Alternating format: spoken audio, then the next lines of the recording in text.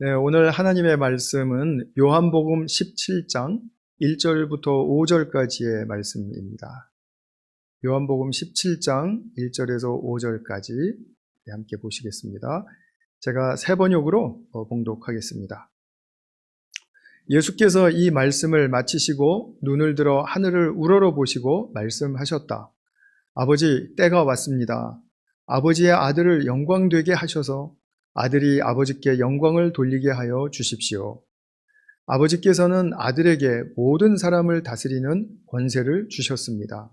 그것은 아들로 하여금 아버지께서 그에게 주신 모든 사람에게 영생을 주게 하려는 것입니다. 영생은 오직 한 분이신 참 하나님을 알고 또 아버지께서 보내신 예수 그리스도를 아는 것입니다. 나는 아버지께서 내게 하라고 맡기신 일을 완성하여 땅에서 아버지께 영광을 돌렸습니다. 아버지 창세전에 내가 아버지와 함께 누리던 그 영광으로 나를 아버지 앞에서 영광되게 하여 주십시오. 아멘. 지난주까지 우리가 구약 개관을 다 마쳤고요. 오늘부터는 우리 신약으로 들어가서 이제 각 책을 이제 마태복음부터 해서 우리가 이제 개관을 할 텐데요. 그에 앞서서 신약의 전체의 중심 메시지가 무엇인가, 핵심이 무엇인가를 우리가 좀 다루어보는 시간을 갖겠습니다. 신약의 핵심은 무엇인가를 말할 때에도 이제 학자들마다 다 다른 각도를 가지고 있고 또 다른 해석을 가지고 있어서 다른 컬러와 다른 톤으로 말을 할 수가 있습니다. 그런데 오늘 제가 드리는 말씀은 제가 구약 성경을 쭉 개관하면서 바탕에 깔고 시사했던 그 중요한 구약의 핵심적인 주제들을 우리 주 예수 그리스도께서 이루셨다라는 그 측면에서 제가 말씀을 드리려고 하고요.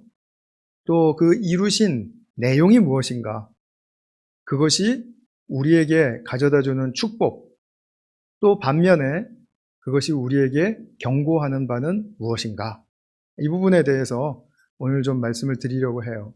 그래서 오늘 말씀을 잘 숙지하신다면 앞으로 마태복음부터 요한계시록까지 좀 개관을 하고 또 성도님들 나름대로 성경을 읽어 가실 때 그 프리즘을 사용하시면 정말 많은 도움이 될 거라고 저는 그렇게 믿습니다. 그리고 제가 그렇게 보실 수 있도록 계속해서 도와드리도록 그렇게 하겠습니다.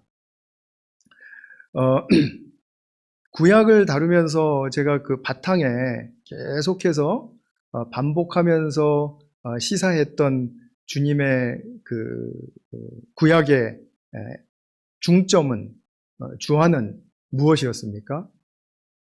그것은 하나님의 창조 계획이 에덴에서 아담과 하와의 타락으로 말미암아 실패당하였지만, 그러나 거기서 그치지 않고 포기하시지 않고 지속적으로 그 주님의 창조의 계획과 목적을 회복하시려는 그 의지를 역사를 통해서, 사건을 통해서, 사람을 통해서, 제도를 통해서 계속해서 보여주시는 그 의지, 그리고 주님의 행동이라고 말씀을 드렸어요. 지금 이 말씀이 생소하시면 안 됩니다. 그런데 생소하셨더라도 오늘 이렇게 또 지금 잘 정리를 하시기를 바라요. 그래서 구약을 잘 이해하려면, 또 더 넓게는 성경을 잘 이해하려면 창세기 1장과 2장에 나와 있는 창조의 의미와 목적을 정말 잘 아셔야 돼요. 그것을 확실하게 숙지하시고, 그리고 하나님이 가지셨던 그 정말 창조 때에 가지셨던 그 목적과 계획과 그 의미를 이제 계속해서 되뇌이셔야 합니다. 그 구약을 우리가 보면 아브라함과 이삭과 야곱을 통해서 쭉 주님께서 먼저 구속의 역사를 시작하셨죠. 이것도 창조를 회복하시기 위한 주님의 부르심이었고 그들을 인도하심이었습니다. 그리고 야곱의 자손들이 이집트에서 번성했는데 그 나라에서 종살이 하게 되니까 거기서 해방시키셔서 출애굽시키셔서 광야로 이끌어내신 다음에 무슨 일을 가장 중요하게 하셨습니까? 언약을 맺으셨어요, 다시. 어떤 언약이냐면 이스라엘은 나의 장자다. 나의 아들이다. 그 말씀, 그 관계를 회복하시려고 이끌어내신 겁니다. 출애굽시키셨어요. 그러면은 그 하나님과 아들과의 관계는 어디에서 이미 보여졌죠? 에덴에서 보여졌죠. 그죠? 그러니까 에덴에서 아담과 하나님이 태초에 가지셨던 그 관계를 다시 이스라엘 백성들과 함께 회복시키려고 이제 행하셨던 것이죠. 그리고 그 다음에 가나안 땅으로 들어간 다음에 사사 시대, 또 왕정 시대, 그리고 또 포로 시대, 또 포로에서 돌아온 귀환 시대, 이 모든 역사를 통해서 주님은 일관되게 창조 때 가지셨던 그 목적을 회복시켜 주시려고 했던 것입니다. 그런 의지가 주님께 있다라는 것을 분명히 보여주셨고, 그걸 행동으로 그들이 돌아오게끔 하시는 그런 주님의 그 주도적인 역사, 주님이 이끌어 가시는 그 구속의 역사라고 말을 하죠. 그 역사를 주님께서 주장하셨다라는 거죠. 그래서 지난주 말라기에서 구약의 결론으로서 무엇을 우리가 보았습니까? 아버지와 자녀의 관계 회복이었죠. 그것을 위해서 선지자 엘리야를 보내주실 것이다. 그러면 그 말은 구주가 임박할 때가 가까웠다. 그러면 결국 하나님은 엘리야를 보내시고 또 구주를 보내셔서 가장 중심적으로 회복하시고 싶은 게 무엇입니까? 아버지와 자녀의 관계이죠. 그래서 예수님은 오셔서 아빠라고 친근감 있게 아버지를 부르셨고, 또 사실 보면은 예수님이 창조 이야기를 굉장히 많이 하세요. 우리가 그냥 슬쩍슬쩍 넘어가서 그렇죠. 창조 때 가지셨던 그 하나님의 의도, 그리고 또 그 목적, 이런 것들을 굉장히 많이 말씀을 하시는데 우리가 거기에 또 눈여겨서 보아야 될 필요가 있겠죠. 그래서 오늘 우리가 보고 싶은 것은 뭐냐면, 이제 우리가 신약으로 들어가는 그 도입의 길목에서 구주 예수님이 아버지의 그 회복하시려던 창조의 목적을 성취하신 그 내용이 무언가, 그리고 그것은 우리에게 어떤 유익을 주는가, 그것을 좀 우리가 살펴보도록 하겠습니다. 자, 그럼 다시 창세기 1장으로 돌아가 볼게요. 사람에게 부여하신 그 특징이 있습니다. 그 두 가지를 우리가 말을 할 수가 있는데요. 창세기 1장 26절에 보면 너무나도 잘 아시는 말씀이죠. 우리의 형상을 따라 우리의 모양대로 누구를 만들고? 사람을 만들고 우리를 만드셨다라는 거예요. 그러니까 우리가 하나님의 형상 또 하나님의 모양대로 지으심을 받았다라는 거예요. 그 말이 의미하는 것이 무엇입니까? 하나님과 코드가 통하게 하셨다. 어떻게 하면 코드가 통하나요? 하나님과 DNA가 똑같아요. 하나님과 인간이. 그래서 우리가 친자 이렇게 확인할 때 DNA 검사하잖아요. 우리 이 친자 확인 받으면 우리 안에 하나님의 그 형상이라는 DNA가 있다라는 거죠. 그러면 이것이 결국 어떤 관계성으로 축약해서 말을 할 수가 있겠습니까? 우리는 하나님의 아들됨, 딸됨이다. 이렇게 말을 할 수 있겠죠. 그죠? 그래서 영어로는 sonship, 아들다움, 딸다움, 자녀다움을 회복하는 것입니다. 우리의 형상으로라고 하는 하나님의 말씀은 결국은 정말 하나님께서 내가 나의 사람들을 지을 때 나의 아들로 지었어, 딸로 지었어. 이제 아들답게 딸답게 이제 성장하면 돼. 그런 말씀이죠. 두 번째 속성은 뭐냐면 그것도 창세기 1장 26절과 28절에 나오는 말씀이죠.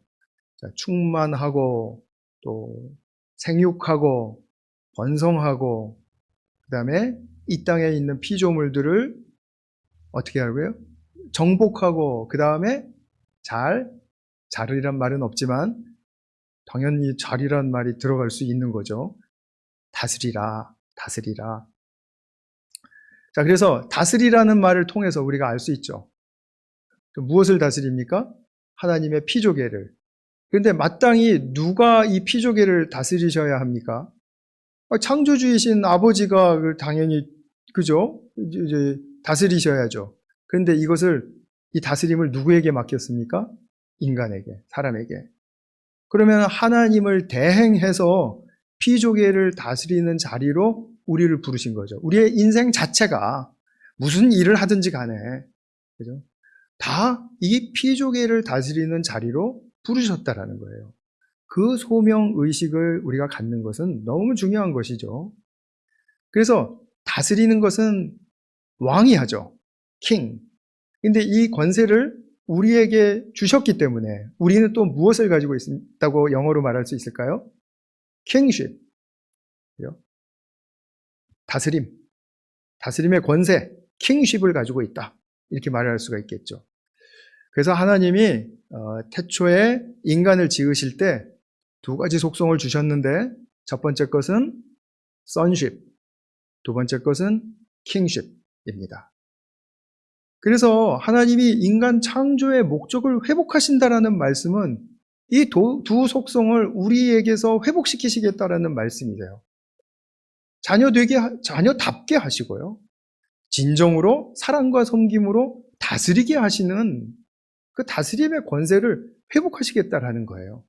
그때 이 땅은 또 우리 주변으로부터 확장되는 이 땅은 질서와 조화를 이루게 된다라는 것입니다. 우리가 이 본분을 지키지 못하고 또 인식조차도 못하고 그냥 내 뜻대로 살아가고 그냥 선하게만 살아가면 되겠지 하는 그런 의식을 가지고 있어서는 항상 부딪히고 깨지고 그리고 안 되고 그죠? 불안하고 두렵고 미워지고 싫어하고 질서와 조화를 깨버리는 일이 일어나는 거예요.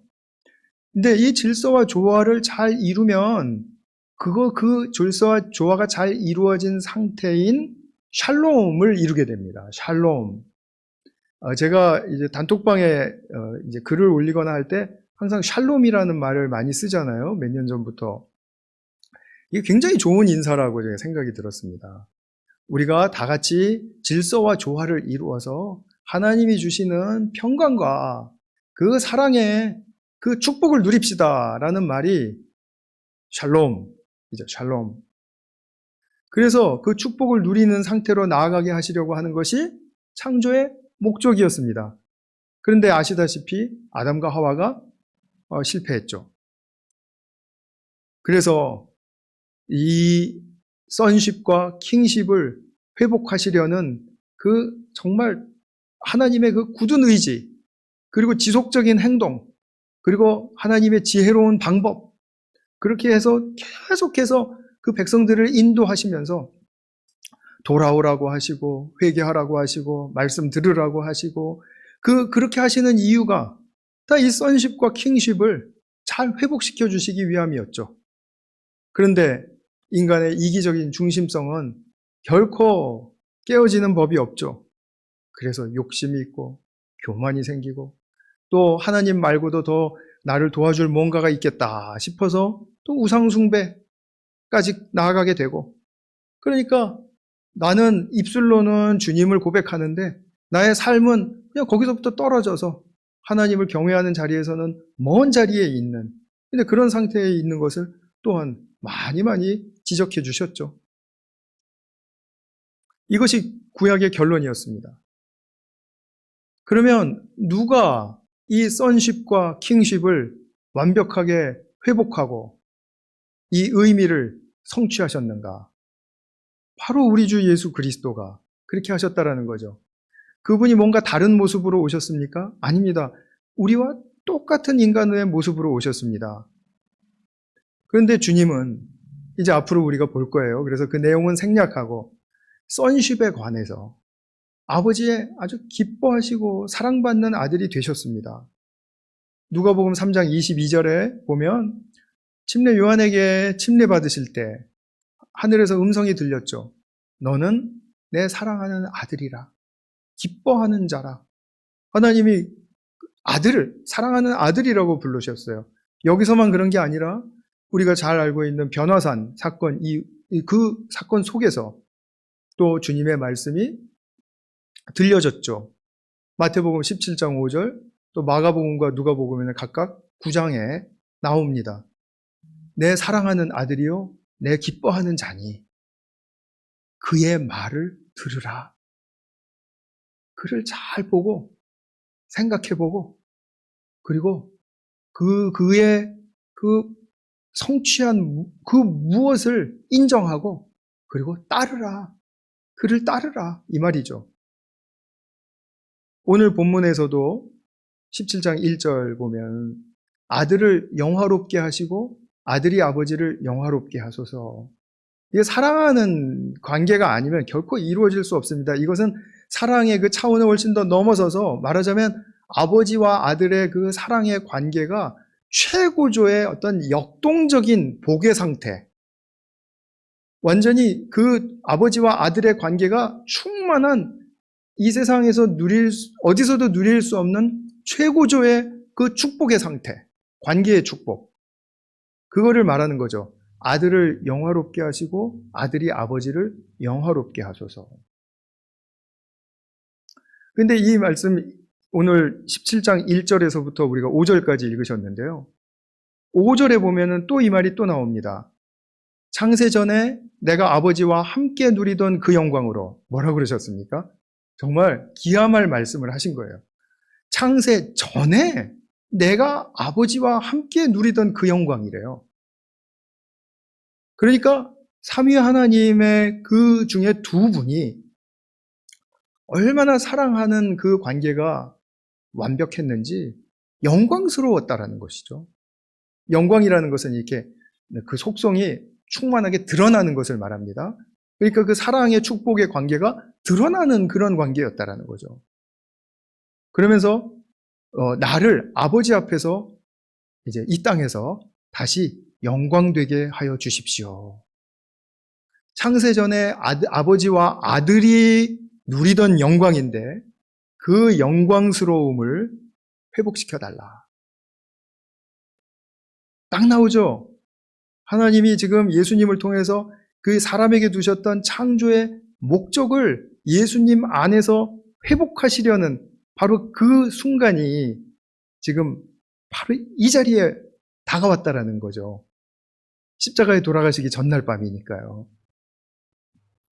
그래서 1절과 5절은 아버지와 아들이 영화롭게 하는, 서로 영화롭게 하는 그것을 말씀하고요. 그 다음에 또 좁혀서 2절과 4절을 보면 같은 맥락의 말씀이에요. 2절은 모든 사람을 다스리는 권세를 주셨습니다. 킹쉽을 말씀하고 계시죠? 4절에서는 내게 하라고 맡기신 일이 있습니다.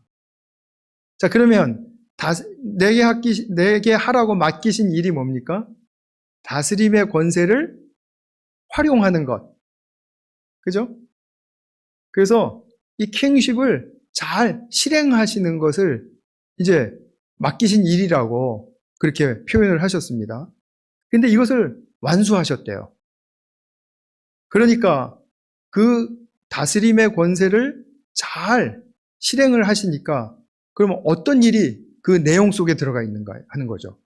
그 권세를 주셨는데 다스리는 권세가 도대체 뭡니까? 내용을. 여러분, 그게 이제 오늘 3절의 말씀에 핵심적으로 들어와 있는 것입니다. 그러면서 4절에서 그러셨던가요? 2절에서? 2절에서 마지막 말미에 그에게 주신 모든 사람에게, 그러니까 예수님께 주신 모든 사람에게 영생을 주게 하시려는 것이 바로 다스림의 결과예요. 영생을 주는 것. 그러면 영생은 무엇인가? 그것을 또 설명을 해 주시죠. 3절. 1절과 5절 선쉽에 관한 것, 2절과 4절 킹쉽에 관한 것, 그리고 그 중간의 핵심은 선쉽과 킹쉽의 핵심은 바로 영생이 무엇인가를 누리게 하는 바로 그 측면이에요. 그래서 하나님과 아버지께서 보내신 예수 그리스도를 아는 것이 영생이다. 아마 이 말씀은 계속해서 반복적으로 수백 번 들으셨겠지만 계속해서 묵상하셔야 될 그런 좀 결이 많은 말씀입니다. 뭐 제가 늘 이런 비유 말씀드리죠. 이 비유 말씀드린다면 미국 대통령이 미스터 바이든이다라는 거 우리 모르는 사람이 있습니까? 다 알죠. 그런데 이렇게 아는 걸 말하는 게 아니에요. 그죠? 미스터 바이든을 제일 잘 아는 사람이 누굴까요? 미세스 바이든이겠죠. 미세스 바이든이 미스터 바이든을 아는 것처럼 아는 것을 지금 여기서 말씀하고 있는 거예요. 비유로 말한다면. 우리가 미스터 바이든을 아는 그런 수준을 말하는 게 아니고. 뭐 그 두 부부 관계를 저는 좀 알 수는 없지만 하여튼 그렇게 비유를 해봤습니다. 그러면 창조하신 분이 하나님이시다. 우리를 구원하신 분이 예수 그리스도시다. 나 알아요. 이렇게 말하는 건 아무런 성경적인 맥락을 가지고 있지 않다는 걸 아시겠죠? 그분이 창조주이시고 그분이 구원주시라면 창조주 되심이 나에게 어떤 의미가 있고 내가 어떻게 살라고 창조를 하셨는가, 또 나를 구원하셨다면 나를 무엇으로부터 구원을 하셨고 그 앞으로 구원받은 삶은 내가 무엇을 향해서 살라고 하신 것인가, 아니 그거를 알아야 그분이 나의 창조주 되시고 그분이 나의 구원주 되십니다 라고 말할 수 있지 않겠어요? 그러니까 하나님의 뜻을 알고 경험하는 것, 그걸 발견하고 그걸 내가 누리는 것, 그것을 말하는 거죠. 그러니까 우리는 깊은 관계로 들어갈수록 더 안다고 말을 할 수 있겠죠. 10년지기 친구도 걔가 그런 애인 줄 몰랐어, 그렇게 말할 수 있잖아요. 그걸 더 깊이 알게 된 것이죠. 그런 역동적이고 과정적이고 그리고 지금도 진행해야 할 바로 그런 그것을 말하는 거죠. 예수님이 십자가에 죽으시고 부활하시고 승천하셨다라는 거 뭐 다 압니다. 객관적인 사실이에요. 그걸 객관적인 사실로 알라라는 말이 아니죠. 그분이 그렇게 하심으로써 내게 영생을 주셨다. 그러면 영생이란 건 도대체 내가 어떻게 얻게 되는 것인지 하는 것이죠. 그래, 그 얻은 영생은 또 무엇이냐라는 것이죠. 영생이 나의 옛 삶의 생명보다 더 귀한 것이고 차원이 다른 것이라면 나는 무엇이 지금 변화되어서 살고 있는 것인가? 그런 의미와 가치를 알아야죠. 그죠? 나의 옛 자리에서 구원을 받아서 영생의 그 삶으로 들어가게 되었다면 그것이 구분되는 무언가가 있어야죠. 그래서 이것을 우리의 영생의 삶이 무엇인지를 알기 위해서는 계속해서 무엇을 해야 된다고요? 아버지와 아들을 아는 삶이 되게 중요하다라는 거예요. 우리가 성경의 기도 배우기 이제 3주 전에 시작을 했잖아요. 근데 에베소서 1장 17절에 그 첫 번째 바울의 기도 무엇이었습니까? 지혜와 계시의 영을 주셔서 무엇을 알게 해달라고요? 무엇을이라 그러면 안 되죠. 어떤 분을 알게 해달라고요? 하나님을 알게 해달라고. 첫 번째 기도.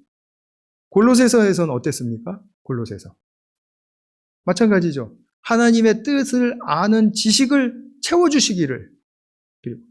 그 다음에 그 다음 구절, 10절 구절에 가면 또 나옵니다. 하나님을 알게 하여 주시고.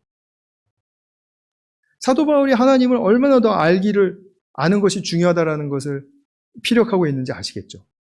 빌립보서 3장 8절에서는 뭐라고 그랬습니까? 내 주 예수 그리스도를 아는 지식이 가장 고귀하다.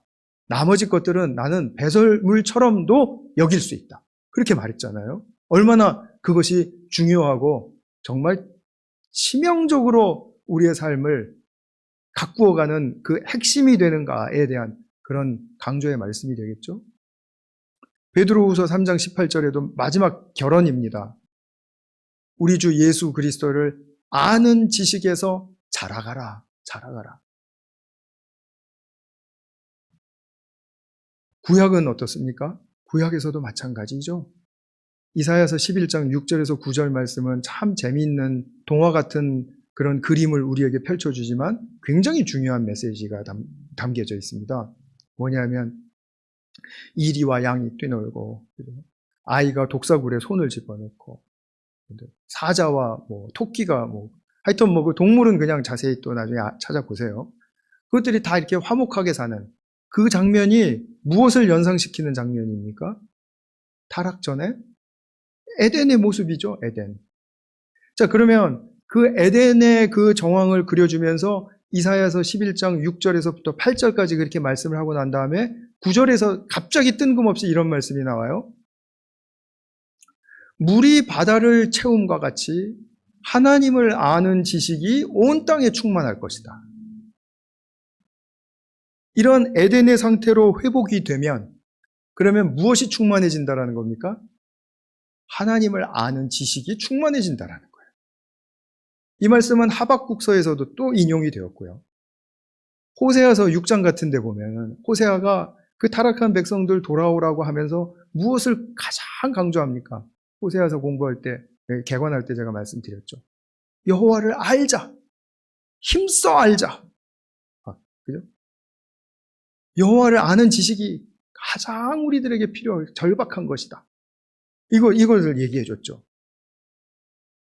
그러니까 신약 성경을 우리가 볼 때는 이러한 하나님을 아는 삶, 하나님을 알아가는 과정, 이런 모든 것들을 다 성취해 내신, 그럼으로써 하나님께 영광을 돌리고 또 아버지로부터 영광을 받으시는 그 예수님을 따르는 자로서 신약 성경을 본다라는 그 측면은 이거 놓쳐서는 안 될 부분이 되는 거죠. 그분이 바로 믿음의 창시자이시고 믿음의 완성자이시다. 히브리서 12장의 말씀, 2절의 말씀. 자, 그분을 따르는 그분과 같은 삶을 똑같이 살아낼 수는 없어도 재현은 불가능해도 그래도 나는 마음과 몸과 이 모든 나의 삶의 행동을 통해서 그분을 그렇게 따르려고 애를 쓰고 그것이 나의 가장 중요한 우선순위이고 그 무엇이 와도 난 이것은 포기할 수 없습니다.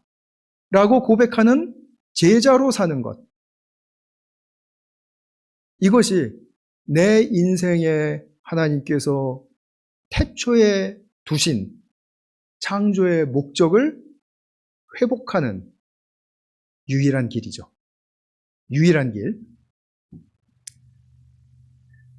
이런 창조의 계획과 회복을 말하는 종교가 없어요. 그래서 그냥 유일한 길이에요. 유일한 길.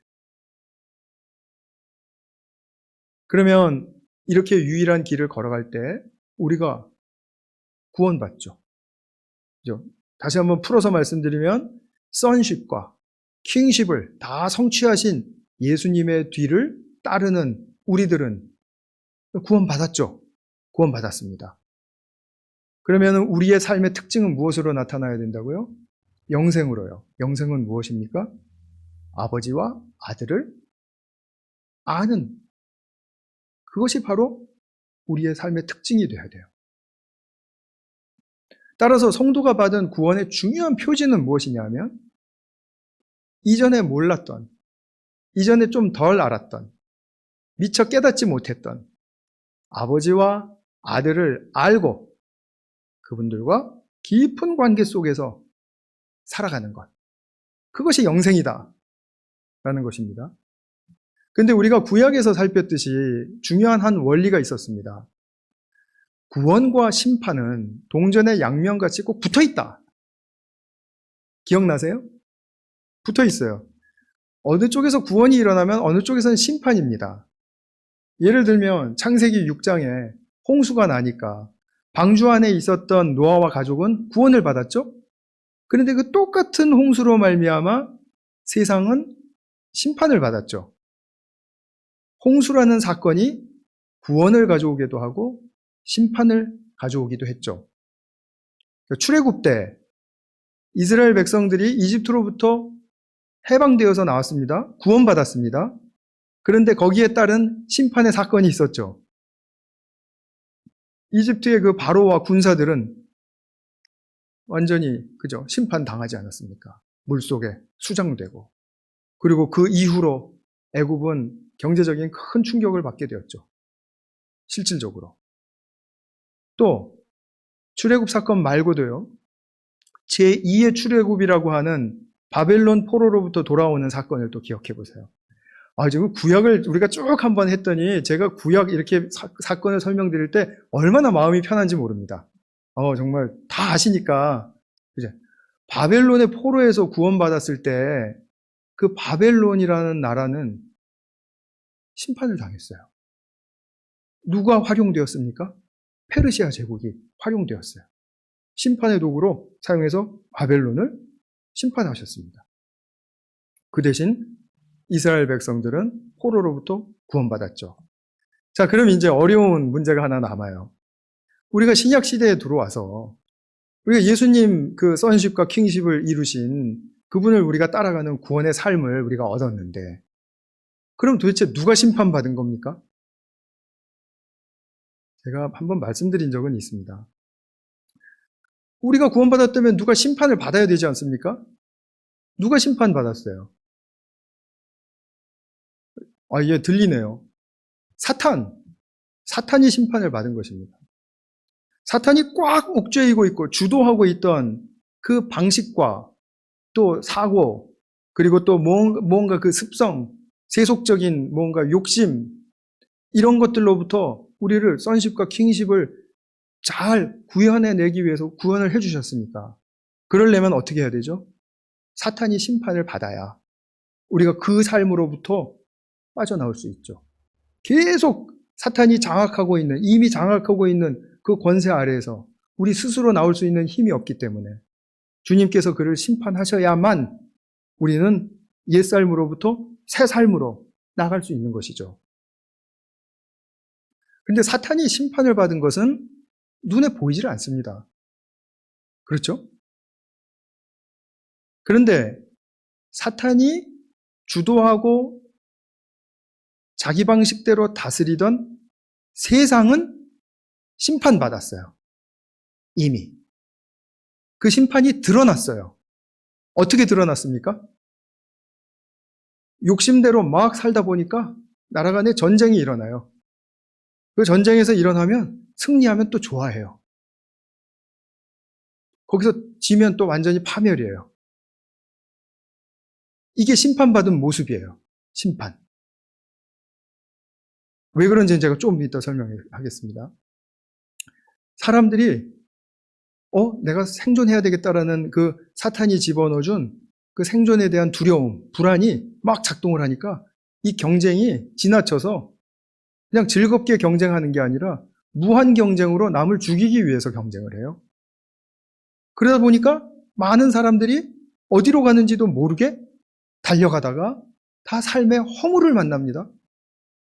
그리고 외롭대요. 삶의 의미가 없대요.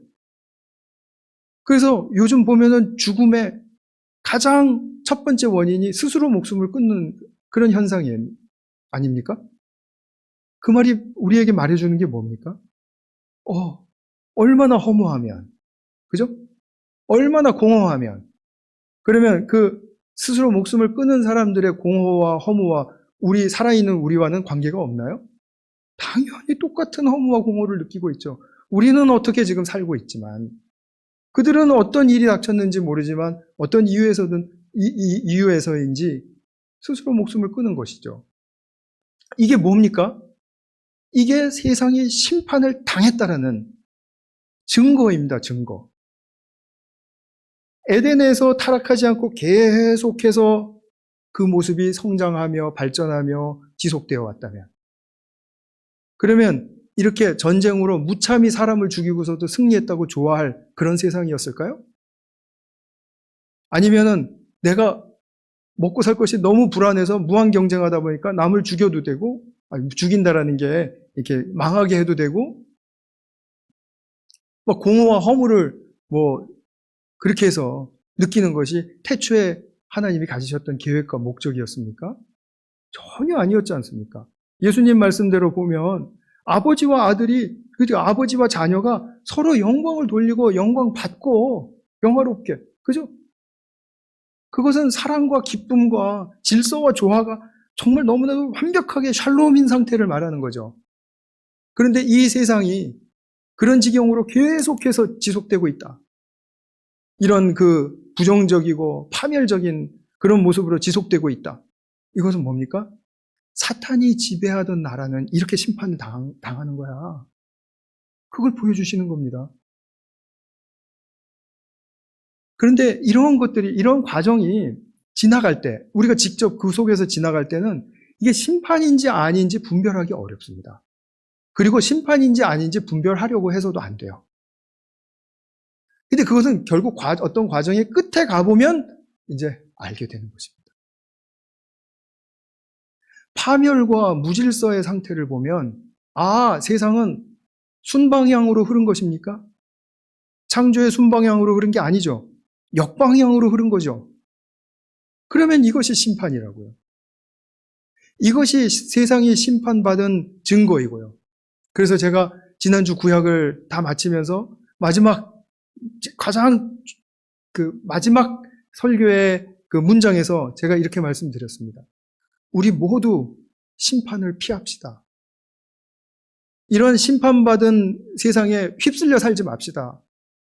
하나님이 태초에 사랑하셨던 그 피조계의 모습을 회복하는, 즉 우리가 선십과 킹십을 회복해서 살아가는 그러한 영광스러운 삶으로 나아가자라는 그런 말씀이었죠. 의미를 담은 말씀이었다는 겁니다. 그게 바로 구원과 회복의 영광이 풍성한 축복이 임한 삶이죠. 구원과 심판은 극명한 대비가 이루어집니다. 그래서 예수님 믿고 구원받은 삶은 세상이 심판받는 그 방향과 양상에서 반대 방향으로 정진합니다. 그러니까 이것이 순방향이에요. 창조의 순방향. 욕심 부리는 대로 가지 않습니다. 이기적인 본성대로 우리가 휘말리지 않습니다. 무한 경쟁으로 들어갈 것을 거부합니다. 주체하지 못할 제도 안에 제도가 부족하다고 또 제도를 만들어서 그 제도 안에 들어가고, 그 제도가 또 부족하니까 또 제도를 만들어서 또 그 제도원으로 들어가고 하는 그런 수렁에 빠지는 삶을 살지 않습니다. 그런 물결에 휩쓸리지 않습니다.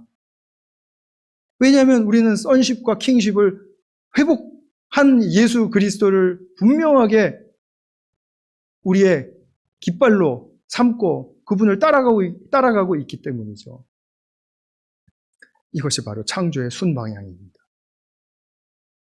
신약 시대를 한번 생각해 보세요. 이제 앞으로 신약 우리 공부할 때면 그 정황을 말하지 않을 수가 없는데요. 로마 제국이 엄청 흥황하고 있었던 때였습니다. 자, 그럼 그때 당시에 있었던 사람의 눈에서 보세요.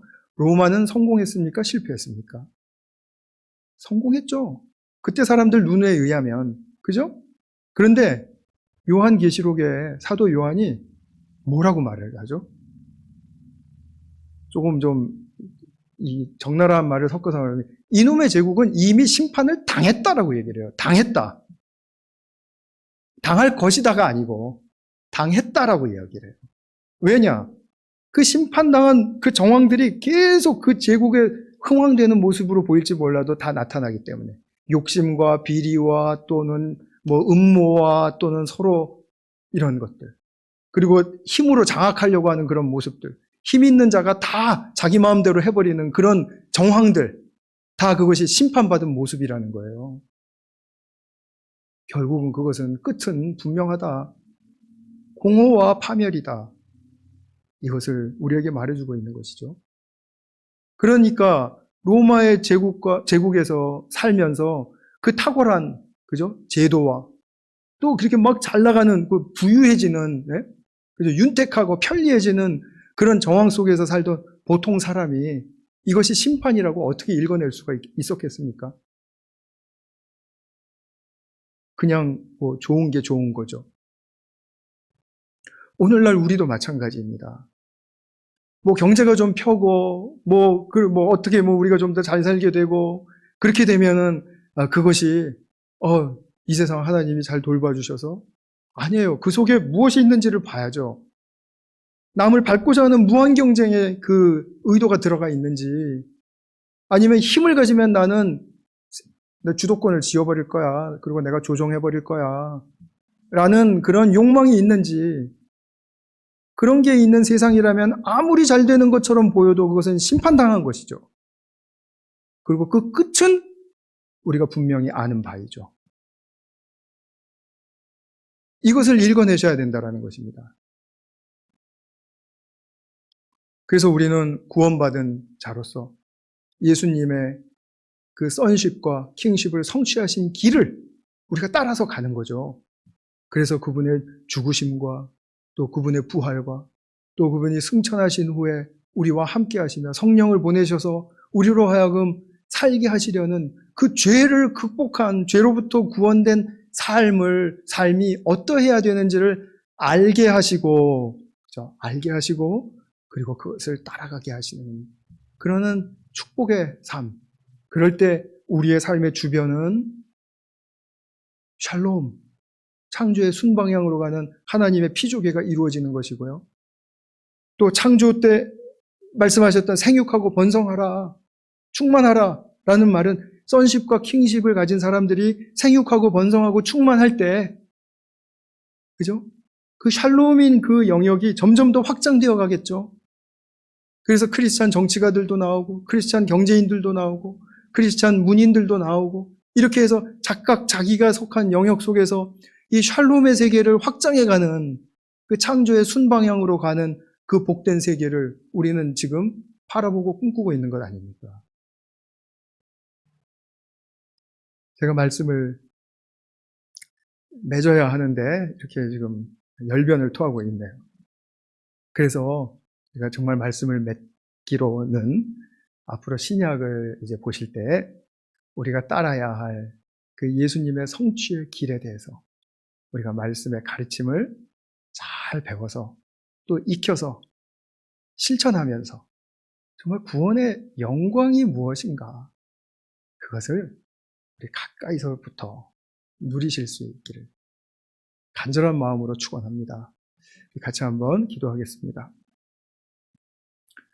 사랑하는 아버지 하나님, 예수 그리스도를 보내주셔서 선십과 킹십을 성취하셨고 또 그 본이 되는 복된 길을 우리에게도 허락해 주셔서 따라갈 수 있는 그런 영광스러운 구원의 삶을 더해 주신 것을 진심으로 감사드립니다. 이 새로운 영생의 삶을 열어주셨는데 이 영생의 삶의 특징인 아버지와 또 그 아들을 알아가는 그런 풍성한 정말 알의 삶으로 우리를 붙들어 주시옵소서. 우리 구주 예수 그리스도의 이름으로 기도하였습니다. 아멘.